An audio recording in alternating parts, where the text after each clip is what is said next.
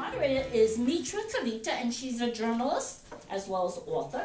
And she's one of those people that when I found out about her, I thought she's pretty incredible. She has 2 kids, a newborn, 5 months old.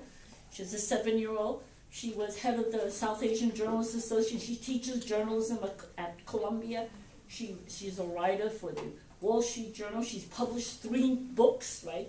So it goes on and on. So I said, wow, she's really busy. So we're really happy to have her with us. I'm delighted to be here.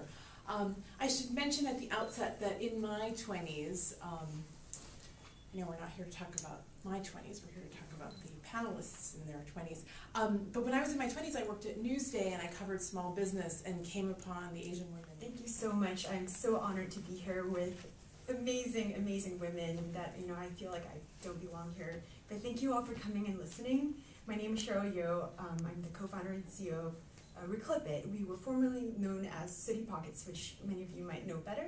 I am originally from Inner Mongolia, China.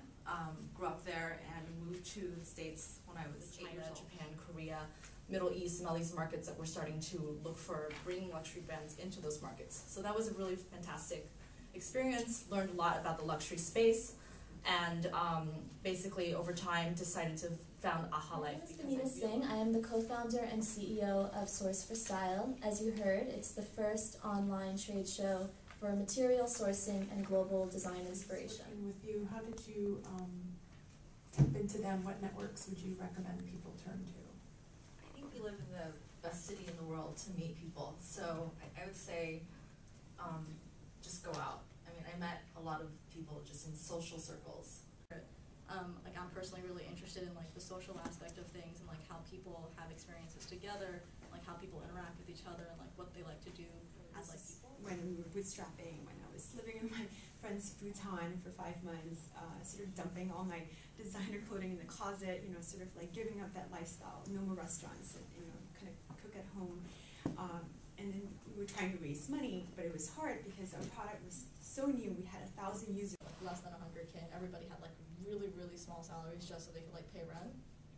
And then after we launched a disrupt that helped give us some momentum, we had traction, we had a product that people were using and people liked, and so we raised. Who is out there for you when you are young?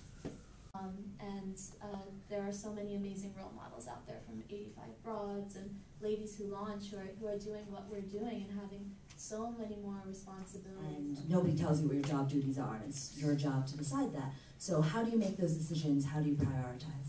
I'm a morning person, but you are the most creative and you're the brightest, you're the sharpest. And that time should be spent on your creative energies, on sort of wireframing your product, thinking about creative ideas. So the first 2 hours of my company, I do not, when I get into work, I do not check email, because that's such a waste of brain power. You should be...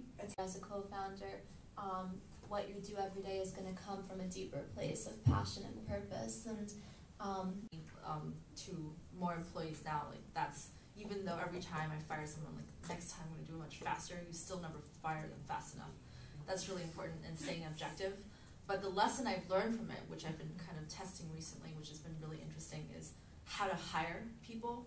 I used to hire people, I'd hire people that were really passionate and really high IQ. And those aren't necessarily going to be the best people to be in your company. So